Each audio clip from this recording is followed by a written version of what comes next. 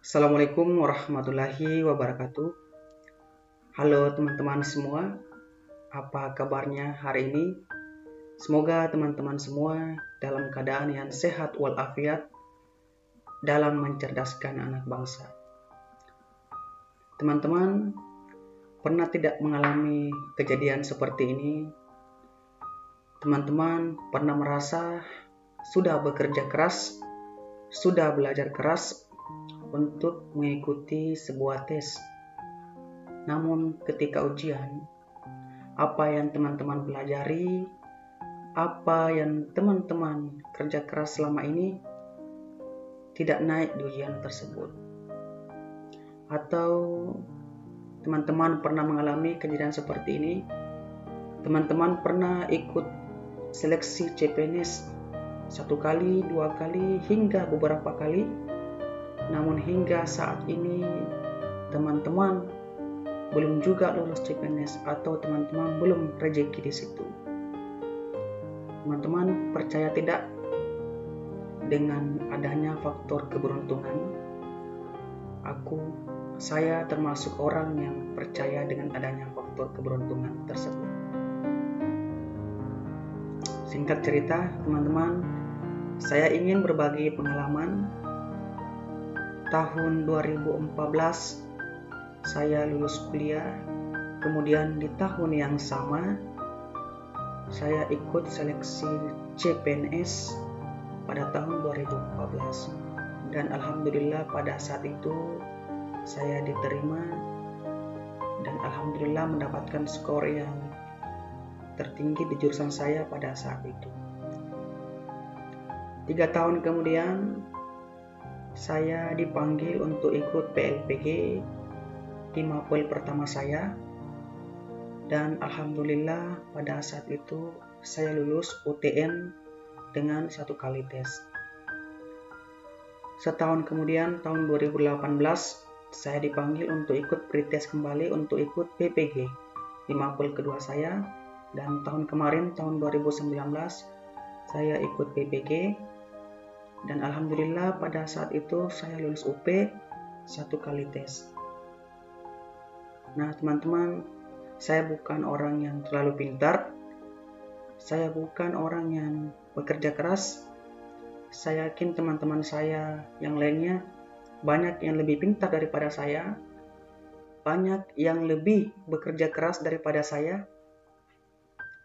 Dan alhamdulillah saya percaya bahwa apa yang saya alami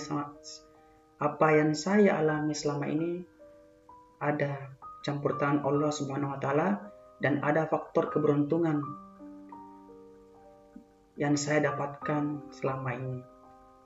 Teman-teman, di video kali ini saya ingin berbagi sedikit.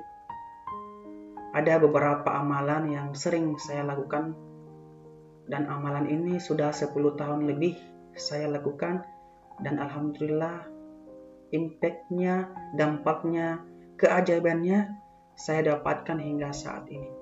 Segala sesuatu yang saya lakukan, segalanya selalu dipermudah. Amalan yang pertama adalah sholat duha.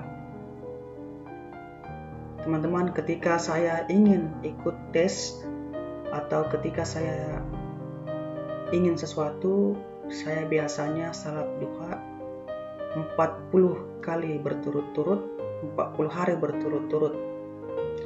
Apakah 2 rakaat, 4 rakaat, ataupun lebih. Saya yakin dan percaya bahwa salat duha itu adalah salat untuk meminta rezeki. Dan keajaiban-keajaiban itu ada setelah saya melaksanakan salat duha. Yang pertama, sebelum melaksanakan salat duha, saya merasa semangat belajar saya kurang. Saya merasa kurang semangat, saya merasa down untuk belajar. Namun ketika saya selesai melaksanakan sholat, saya merasa segar, pikiran saya fresh, dan apa yang saya pelajari meskipun sedikit itu tersimpan baik-baik di kepala saya. Bahkan hingga bulanan, hingga tahunan, saya masih ingat apa yang saya pelajari pada saat itu. Kemudian teman-teman, amalan yang kedua yang sering saya laksanakan adalah bersedekah. teman-teman harus niatkan dalam hati bahwa sekali seminggu minimal teman-teman harus bersedekah. Yang saya lakukan adalah saya bersedekah setiap hari Jumat. Tidak perlu teman-teman menunggu kaya untuk bersedekah.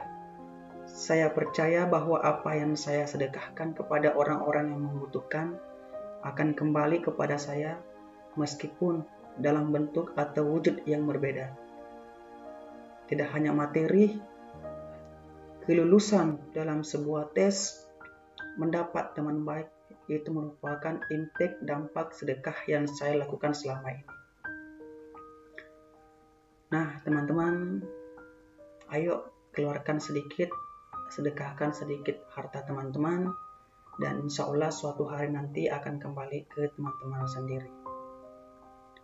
Amalan yang ketiga yang sering saya lakukan adalah teman-teman usahakan untuk bernazar.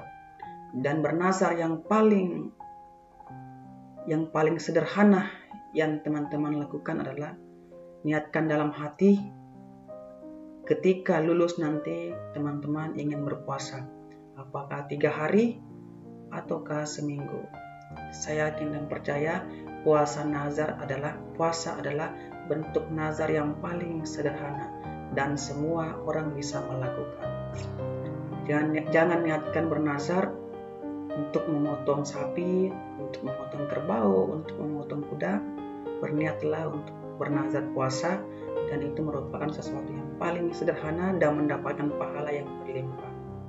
Dan teman-teman, amalan yang terakhir yang paling sering saya lakukan adalah restu dari kedua orang tua saya. Saya yakin dan percaya bahwa apa yang selama ini saya dapatkan adalah hasil dari sujud atau doa dari kedua orang tua saya, apalagi ibu. Teman-teman, saya percaya bahwa doa ibu itu mujarab. Saya mungkin berdoa beberapa kali hingga ratusan kali, tetapi ketika ibu saya berdoa hanya 1 kali, kemungkinan besar doa ibu saya yang diterima. Oleh karena itu teman-teman, mulai dari sekarang minta restu dari kedua orang tua teman-teman. Ibu, mama, umi, tahun depan saya ingin ikut seleksi CPNS. Tahun depan saya ingin ikut seleksi P3K. Mohon restui saya, mohon doakan saya, mohon mudahkan segala urusan saya, agar kedepannya apa yang saya lakukan ini saya bisa mendapatkan berkah. Saya bisa lulus seleksi ini dengan nilai yang baik. Saya ingin sekali menaikkan derajat ibu, ayah. Oleh karena itu doakan saya dengan baik. Doakan saya semoga anakmu ini bisa menjadi orang yang sukses. Nah teman-teman, itulah sedikit pengalaman saya. Dan keempat amalan yang sering saya lakukan hingga saat ini, alhamdulillah saya sering mendapatkan keajaiban-keajaiban berkat amalan tersebut. Terima kasih untuk video kali ini. Semoga video kali ini bermanfaat bagi teman-teman. Mohon maaf jika teman-teman ada kata-kata saya yang tersinggung. Saya hanya ingin berbagi pengalaman kepada teman-teman. Semoga teman-teman semua dimurahkan segala urusannya, dilancarkan rezekinya, dan diluluskan P3K dan CPNS pada tahun 2021. Amin ya rabbal alamin. Terima kasih. Wassalamualaikum warahmatullahi wabarakatuh.